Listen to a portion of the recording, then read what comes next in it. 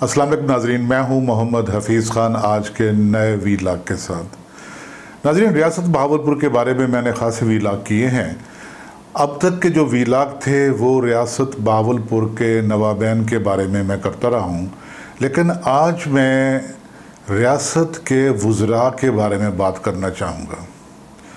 जो रियासत का वज़ीर होता था वो एक ही होता था। जैसे आजकल हमारी हुकूमतों में वज़ीर आज़म होते हैं, इसी तरह रियासत में एक वज़ीर होता था और वज़ीर ही वो वज़ीर आज़म का मर्तबा रखता था और वो तमाम मामलात जो थे, तमाम कारोबार ममलिकत, तमाम रियासत के जो अमूर होते थे वही सर अंजाम देता था। आप कह सकते हैं कि नवाब के बाद वो रियासत का चीफ़ एग्जेक्टिव होता था। तमाम महकमे उसी के अंडर होते थे और तमाम महकमे उसी को जवाबदेह होते थे और वो जवाबदेह होता था नवाब बहावलपुर को। रियासत बहावलपुर का क़याम तो जो नवाब मोहम्मद सादिक अव्वल थे उन्होंने 1727 ईस्वी में इसे कायम किया और वो जो आज का इलाहाबाद है और वो तहसील लियाकतपुर में एक अब कस्बा बन के रह गया है। ये कभी दारुल खिलाफा हुआ करता था, लेकिन रियासत बनने के 80 साल के बाद तकरीबन कि जब 4 नवाब गुज़र चुके थे तो सबसे पहले वज़ीर का तकर्रुर हुआ और उस वज़ीर का नाम था नसीर ख़ान गुरगेज। गुरगेज बलोचों की सबकास्ट है और ये जो गुरगेज थे ये नवाब सादिक मोहम्मद ख़ान के साथ शिकारपुर सिंध से आए थे और इनका तमन भी वहाँ मौजूद है शिकारपुर में, और ये अपने तमाम अजीज़ व अकरबा को भी साथ लेकर आए थे और ये नवाब बहावलपुर के बहुत वफ़ादार थे। जो नसीर ख़ान गुरगेज थे ये बहुत बहादुर, जफाकश, जरी और वफ़ादारों में इनकी वफ़ादारी को इंतहा की हद तक महसूस किया जाता था। इन्होंने उच्च शरीफ को फ़तह करते हुए और जो मुख्तलिफ़ किले थे उनको फ़तह करते हुए और गढ़ी इख्तियार ख़ान की फतूहात में इनका, जिसे कहते हैं ना कि 100% इनकी जो ज़हानत थी और इनकी जो जुर्रत थी उसका अमल दखल था। इन्होंने रियासत को मजबूत करने में भी बड़ा काम किया। जो नवाब सादिक सानी थे, नवाब सादिक मोहम्मद ख़ान सानी, उनके जो वालिद थे नवाब बहावल ख़ान सानी, उनका बड़ा जो बेटा था उसका नाम था मुबारक ख़ान। वो अपने बेटे से इसलिए नालां थे कि वो उनका बेटा उनके दुश्मनों से, जो रियासत के दुश्मन थे, उनसे मिला हुआ था और वो नवाब साहब को ख़ासा परेशान करता था। बल्कि उसने कई बार रियासत से नवाब साहब को बेदखल करने की कोशिश की, नवाब बहावल सानी को।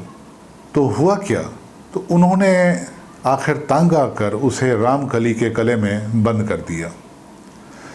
अब उनकी वफ़ात के बाद उनका जो दूसरा बेटा था अब्दुल्ला ख़ान, वो नवाब सादिक मोहम्मद ख़ान सानी के नाम से तख्त पे बैठे और उनका जो बड़ा भाई था, जो पहले वली-ए-अहद था, अब वो बंद था किला रामकली में और वो किले में बैठकर भी अपने भाई के ख़िलाफ़, जो अब नवाब हो चुके थे, उनके ख़िलाफ़ साजिशें किया करता था। ये बात है 1809 ईस्वी की।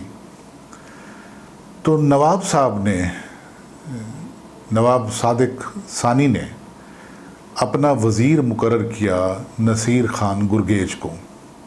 ये रियासत का पहला वज़ीर था और जब ये वज़ीर मुकर्रर हुए तो इन्होंने रियासत के अमूर की काया कलब कर दी। इन्होंने बहुत सारे काम किए और वफ़ादारियों के काम थे, लेकिन जैसे कहते हैं कि शाह से ज़्यादा शाह का वफ़ादार, ये वफ़ादारी में इस हद तक निकले कि इन्होंने अपने एक अज़ीज़ उस्मान गुरगेज को मामूर किया कि वो जाए किला रामकली में और जो वहाँ पर जो नवाब सादिक मोहम्मद ख़ान सानी का बड़ा भाई मुबारक ख़ान किला बंद है या किले में मैसूर है, कैद कर दिया गया है, तो उसको यकीन दिलाकर किसी तरीके से बाहर लाए और उसका कत्ल कर दें। अब यहाँ पर बात मुख्तलिफ हो जाती है। जो तारीख़ुल वज़रा है जिसे मौलाना अज़ीज़ुर रहमान अज़ीज़ बहावलपुरी ने तालीफ़ किया है उसमें तो ये वाक़या लिखा हुआ है, लेकिन जो किताब है सादिकुल तवारीख़ उसमें इस वाक़ये को इस तरीके से लिखा गया है कि ख़ुद नवाब सादिक मोहम्मद ख़ान सानी ने नसीर खां गुरगेज को कहा था कि वो कोई बंदोबस्त करे और उनके जो बड़े भाई थे मुबारक खान, उनको कत्ल कर दिया जाए। बहरहाल जिसने भी कहा, उस्मान गुरगेज गए, उन्होंने यकीन दिलाया, उन्होंने कस्में उठाई, यकीन दिलाया मुबारक खान को कि आप उन पर इत्माद करें, उनके साथ चलें और उनको कुछ नहीं कहा जाएगा, बल्कि तख्त पर कब्ज़ा करने में उनकी इमदाद भी की जाएगी। वो उस पर भरोसा करके बाहर निकले किले से, तो रास्ते में ही उन्हें कत्ल कर दिया गया। जब मुबारक खान का कत्ल हो गया तो नवाब सादिक मोहम्मद खान सानी, उनको ये बहुत गरां गुजरी बात कि मेरे बड़े भाई को कत्ल कर दिया गया है, और उन्होंने ना सिर्फ उसका कसास लिया उस्मान खां गुरगेज से, बल्कि नसीर खां गुरगेज से भी उन्होंने जिसे कहते हैं कि नाराज़गी अख्तियार कर ली, और पूरी रियासत में ये एक बात चल निकली कि नवाब साहब जो हैं वो अपने वज़ीर नसीर खां गुरगेज से नाराज़ हैं। अब नसीर खां गुरगेज बड़ा ताकतवर वज़ीर था। उसने क्या किया कि उसने अपनी जान बचाने के लिए कि किसी तरीके से नवाब सादिक मोहम्मद खान सानी से उसकी जान छूटे, उसने सिंध के तालपुरों के साथ रब्ता किया और उन्हें मदऊ किया कि वो अगर बहावलपुर पर हमला करते हैं तो वो उनकी इमदाद करेगा और बहावलपुर को तख्त व ताराज कराने में उनके साथ साथ होगा। यही हुआ और वो रियासत का जो कैपिटल था वहाँ तक आ पहुँचे, और जो थे वज़ीर नसीर खां गुरगेज, उन्होंने दरपर्दा उनकी बहुत मदद की, और कदम कदम पर जहाँ जहाँ उन्हें कुछ मसाइल का सामना था उन्होंने मसाइल हल किए। आखिरकार नसीर खां गुरगेज ने मजबूर कर दिया दोनों तरफ से मिलकर नवाब बहावलपुर नवाब सादिक मोहम्मद खान सानी को कि वो अपने बड़े बेटे रहीम यार खान अब्बासी को गिरवी रखें ज़मानत के तौर पर तालपुरों के पास 1 साल के लिए, ताकि वो वापस जा सकें। तो रहीम यार खान अब्बासी को गिरवी रखा गया, ज़ामिन रखा गया तालपुरों के पास, और वो तालपुर उन्हें अपने साथ लेकर चले गए सिंध में। और ये जो थे नसीर खां गुरगेज, ये भी किसी तौर तरीके से पहले इन्होंने अपनी फैमिली को भिजवाया और फिर ये ख़ुद भी सिंध चले गए, और सिंध में जाकर इन्होंने नवाब बहावलपुर के ख़िलाफ़ बगावत कर दी। अब नवाब बहावलपुर ने बहुत कोशिश की, उन्होंने गुरगेज फैमिली के बहुत सारे लोगों को जो उनके काबिरीन में से थे उनके पास भेजा कि उन्हें कहीं किसी तौर मना के सामने लाएं, चूँकि वो जानते थे कि नसीर खां गुरगेज रियासत के तमाम अमूर से वाकिफ़ है, रियासत की तमाम कमज़ोरियों से वाकिफ़ है, रियासत की ताकतों से वाकिफ़ है, और वो उनके लिए बहुत बुरा दुश्मन साबित हो सकता है। लेकिन नसीर खां गुरगेज किसी तौर पर भी मानने को तैयार नहीं था। 2-3 बार मुख्तलिफ वफूद भेजे गए।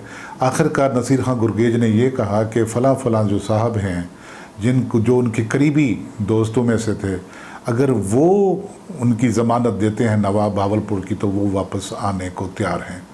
तो इस सिलसिले में जो कोट मिठन के मुर्शिद थे नवाब सादिक मोहम्मद खान सानी के काजी मोहम्मद आकिल, उनको भी दरमियान में रखा गया और उनसे भी इस बात की ज़मानत ली गई कि वो भी उनकी तरफदारी करेंगे और नवाब कोई ऐसा काम नहीं करेंगे जिससे नसीर खां गुरगेज की जान और माल या उसकी फैमिली पर कोई हर्फ आए। तो आखिर नसीर खां गुरगेज आ गए। नवाब साहब ने बिल्कुल ही बात भुला दी और उनका जो रुतबा था वज़ीर का वो भी बहाल कर दिया और रियासत में फिर से अमूर उसी तरीके से सर अंजाम दिए जाने लगे जैसे कि पहले दिए जा रहे थे। इस दौरान रहीम यार खान अब्बासी जो ज़ामिन के तौर पर और बतौर ज़मानत गए थे तालपुरों के पास, वो भी वहाँ से वापस आ गए। लेकिन नसीर खां गुरगेज के दिल में खौफ था कि नवाब की जो इतनी मेहरबानियाँ हैं वो किसी वक्त भी उनसे बदला ले सकता है और उनको कत्ल किया जा सकता है। एक रोज़ जब काजी मोहम्मद आकिल जो नवाब के मुर्शिद थे उनके यहाँ एक इज्तिमा था, वहाँ नवाब साहब भी मौजूद थे और नसीर खां गुरगेज जो वज़ीर थे ये भी मौजूद थे। तो वहाँ बात चल निकली नसीर खां गुरगेज के पहले रवैये की। तो नवाब साहब ने कहा कि ये खामखा मुझसे ख़ाइफ़ हैं, हालांकि मैं तो बिल्कुल ही मैंने बात दिल में रखी नहीं है और मैं तो इनके साथ हूँ और मेरे दिल में बिल्कुल इनका मकाम और मर्तबा वही है जो सिंध जाने से पहले था।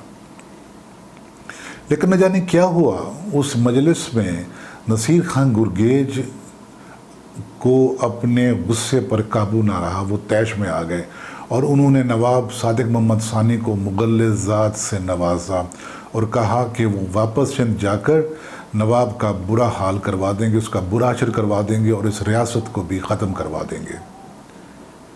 یہ بات نواب صاحب کے لیے کسی طور قابل قبول نہیں تھی، لیکن بات کو کسی طور پر لپیٹا گیا، اور جو قاضی محمد عاقل تھے جو نواب کے مرشد، وہ بھی اس بات پر خاصے پریشان ہوئے۔ واپسی کے بعد نواب صاحب کے دل میں وہ ایک خار چبھ چکا تھا، تو انہوں نے اپنے جو ان کے قریبی مصاحبین تھے ان کو کہا کہ وہ احمد پور کے مقام پر رک گیا ہے نصیر خان گرگیج، تو ان کو وہاں سے لایا جائے اور راستے میں ان کا قتل کر دیا جائے۔